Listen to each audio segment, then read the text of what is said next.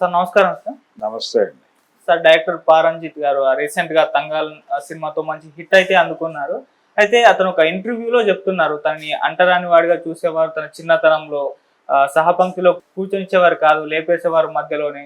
ఆయన ఎక్కడికి షాప్లోకి వెళ్ళి డబ్బులు ఇచ్చినా తీసి మొహం మీద కొట్టేసేవారు, ఇటువంటివన్నీ కూడా చెప్తున్నారు. సో ఆయన చిన్నతనంలో ఫేస్ చేసిన ఇటువంటి సంఘటనలు ఆయన సినిమా ధోరణి కూడా ఉంటుంది అన్నట్టుగా మాట్లాడుతున్నారు. సార్ ఏం చెప్తారు ఆయన స్టోరీ గురించి మీరు? అంటే ఆయన స్టోరీ గురించి మనం చెప్పేది ఏముందంటే ఆయన అనుభవాలు ఆయన చెప్పుకున్నాడు. ఆయన అనుభవం ఏముంది, ఈ దేశంలో దళితుల జీవితాల్లో ఉన్నటువంటి అనుభవాలే చెప్పాడు ఆయన. అంటే సహపంక్తి భోజనాల్లో ఎలా కూర్చోబెడతారు, ఎవరికి వాళ్ళకి విడివిడిగా వేస్తారుగా. పల్లెటూరులో పెళ్లిళ్లలో కుల ప్రాతిపదికన బంతులు ఉంటాయి.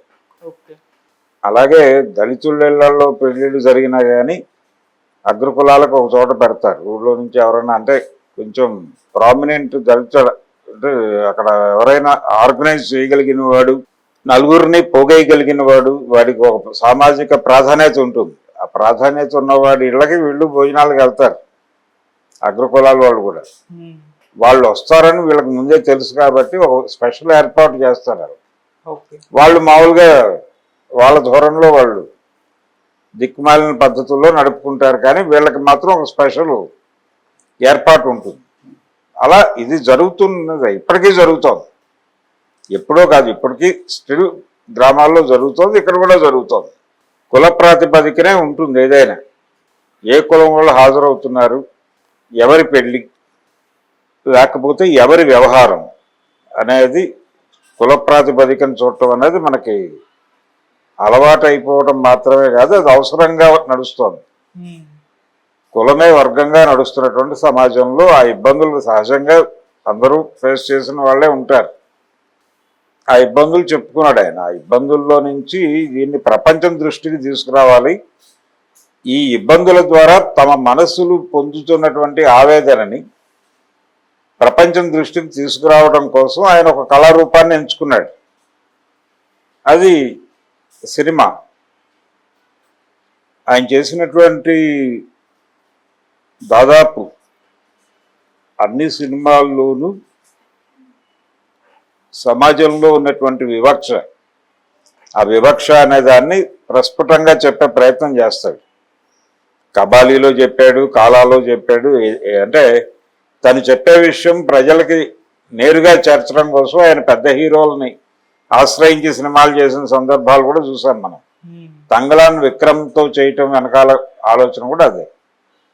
అంటే తద్వారా ఒక రీచ్ ఉంటుంది అనేది. అలా ఆయన కేవలం సినిమా దర్శకుడిగా మాత్రమే కాదు, లేకపోతే సినిమా నిర్మాతగా మాత్రమే కాదు, ఆయన కార్యకర్తగా కూడా పనిచేస్తున్నాడు. సామాజిక కార్యకర్తగా పనిచేస్తున్నాడు. ఈ సామాజిక కార్యకర్తగా పనిచేసేటువంటి లక్షణం ఉన్న దర్శకులు మనకెవరు లేరు. ఇతర ప్రాంతాల్లో ఉన్నారు, ఇతర భాషల్లో ఉన్నారు, కానీ తెలుగులో కనిపించరు మనకి. పారంజిత్ తమిళ్లో ఉన్నాడు, వెట్రిమారన్ ఉన్నాడు అక్కడ. అంటే దళిత జీవితాలని తెర మీద చెప్పడం అనేది తమిళ సినిమా చాలా కాలంగా చేస్తోంది, ఇప్పుడు కొత్తగా కాదు. మన దగ్గర ఆ పరిస్థితి లేదు. మన దర్శకులు వర్గస్పృహ అనే పేరుతో ఇక్కడ కుల ప్రభావాన్ని తగ్గిస్తారు, కులపరమైన అణిచివేతను తగ్గిస్తారు. అసలు కులం గురించి మాట్లాడటమే తప్పు అనేటువంటి ధోరణిలో నడుస్తుంది ఇక్కడ. ఈ క్రమంలో ప్రోగ్రెసివ్ అంటే ఒక ఎర్ర కండువా భుజాన్ని వేసుకుని ఇంటి మీద ఎర్ర జెండా ఎగరేసుకునే రచయితలు కూడా తెలుగు సినిమాల్లో యాంటీ రిజర్వేషన్ సన్నివేశాన్ని చాలా అలవోకగా తమ సినిమాలో జొప్పించినటువంటి సందర్భం మనకు తెలుసు. ఈ చదువులు మాకొద్దునో సినిమా ఉంది. ఆ సినిమాలో ఒక బ్రాహ్మడు రిజర్వేషన్ల వలన ఉద్యోగం దొరక్క వెళ్ళి ఒక చెప్పుల కొట్టులో చేరి పనిచేసుకుంటూ ఉంటాడు. షాప్కి వచ్చినటువంటి వేరే కులం అంటే దిగువ కులాల వాళ్ళ కాళ్ళు పట్టుకుని బూట్లు చెప్పులు సైజులు చూడాల్సినటువంటి పరిస్థితి ఏర్పడుతుంది. అది చాలా జాలిగా తీస్తాడు. అయ్యయ్యో ఇలాంటి మనిషి ఇలా అయిపోయాడే అని. అంటే సమాజం జాలిపడాలనుకుంటాడు ఆ రైటరు. తప్పేముంది దానిలో? వాళ్ళు చేస్తున్నప్పుడు ఏం చేయడానికి ఏముంది, ఈయన మనిషే కదా.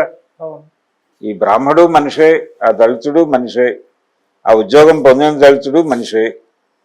ఈ మధ్య ఒక సినిమా చూసాం మనం, కమిటీ కుర్రాళ్ళు. దాంట్లో రిజర్వేషన్ల వలన ఉద్యోగాలు రావడం లేదు పైకి వాళ్ళకి అనే ఆవేదన బలంగా ఎక్స్ప్రెస్ చేశారుగా తెర మీద. ఇది ఒక రాంగ్ నోషన్ లో జరిగేటువంటి ఆర్గ్యుమెంట్. ప్రతిభ ఉన్న వారికి ఉద్యోగాలు కరువైపోతున్నాయి రిజర్వేషన్ల వలన అని. రిజర్వేషన్లు లేకపోతే వాళ్ళ ప్రతిభ ఏమైపోవాలి? వాళ్ళు నేరుగా ఏది తెచ్చుకోలేరు కదా, కొనుక్కునే పరిస్థితి వాళ్ళకు ఉండదు. అవకాశాలు, మీకు అవకాశాలు కొనుక్కునే అవకాశం ఉంది. అందుకని కాళ్ళు ఉన్న వాళ్ళకి కాళ్ళు లేని వాళ్ళకి ఒకే లైన్ మీద నుంచోబెట్టి పోటీ పెట్టినట్టు.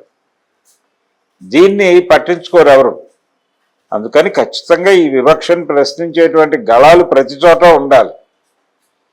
అలా ఒక్కొక్క చోట ఒక్కొక్కళ్ళు వినిపిస్తున్నారు గొంతుని. తాత్విక రంగంలో ఒకళ్ళు, కవిత్వ రంగంలో ఒకళ్ళు, సాహిత్యంలో కథలు రాస్తారు ఒకళ్ళు, లేకపోతే నవలలు రాస్తారు, సినిమాలు తీస్తారు, రాజకీయాల్లో ఉంటారు. ఇవన్నీ ఉద్యమం తాలూకా రకరకాల ముఖాలే. అట్లా పారంజిత్ సినిమా దర్శకుడిగా మాత్రమే కాదు, సామాజిక కార్యకర్తగా, సామాజిక అధ్యయనశీలిగా, సమాజంలో అట్టడుగు పొరల్లో జరుగుతున్నటువంటి మ్యానిపులేషన్స్ ఏమిటి, జరుగుతూ వచ్చినటువంటి క్రమం ఏమిటి అనేది అర్థం చేసుకోవటానికి నిరంతరం స్టడీ చేస్తాడు. ఆ నిరంతరం స్టడీ చేసిన దాన్ని తెర మీద చెప్పే ప్రయత్నం చేస్తాడు జనాలకి. అది ఒక్కొక్కసారి కనెక్ట్ అవుతుంది, ఒక్కొక్కసారి కనెక్ట్ కాదు, అది వేరే గొడవ. జనాలకి కనెక్ట్ అవడం కోసం సినిమాలు తీరు ఇలాంటి వాళ్ళు. ఇలా తమ సిద్ధాంతాలని, తమ రాజకీయ అభిప్రాయాలని, సమాజం పట్ల తమకున్న అవగాహనని సినిమాల్లో చెప్పుకోవటం అనేది చాలా మంది దర్శకులు చేస్తారు. ఈవెన్ ఎన్టీ రామారావు గారు కూడా చేశాడు. ఆయన డైరెక్షన్ చేసిన సినిమాల్లో ఆయన కూడా సమాజం పట్ల తనకున్నటువంటి అవగాహనని చెప్పే ప్రయత్నం చేశాడు. ఇలా ప్రతి ఒక్క డైరెక్టరు చేస్తాడు. తన సినిమాలు ఇలా ఉండటానికి కారణం ఏమిటి అంటే తన జీవితం అలా ఉందని చెప్పాడు. నా జీవితం నుంచి నాకు ప్రపంచం ఇలా అర్థమైందనే సినిమా చేస్తున్నాను. అర్థం కాని దాన్ని ఎలా తీస్తాను? ప్రతి విషయంలోనూ ఆయన దాన్ని వెతుకుతాడు, ఇక్కడ ఏదైనా వివక్ష ఉందా అని. అది ట్రేస్ అయిపోతే దాన్ని వదిలిపెట్టాడు, దాని మీద మాట్లాడతాడు. అది నేరుగా మీడియాతో మాట్లాడతాడా, గొడవ చేస్తాడా, రోడ్డు మీదకి వెళ్ళి ధర్నాలు చేస్తాడా అనేది కాదు. ఇంకొక ఆర్గనైజేషన్తో లేకపోతే ఇంకా దేంతోనన్నా ముడిపడి ఆ విషయాన్ని ప్రపంచానికి ఏదో రకంగా చెప్పాలనుకుంటాడు అతను. ఆ చెప్పాలనుకున్న ఫలితమే అతను తీసిన సినిమాలన్నీ. అది రజనీకాంత్తో చేసినటువంటి కాలా కబాలి ఏదైనా కావచ్చు కాక ఆయన చెప్పే టోన్లో మార్పు ఉండదు.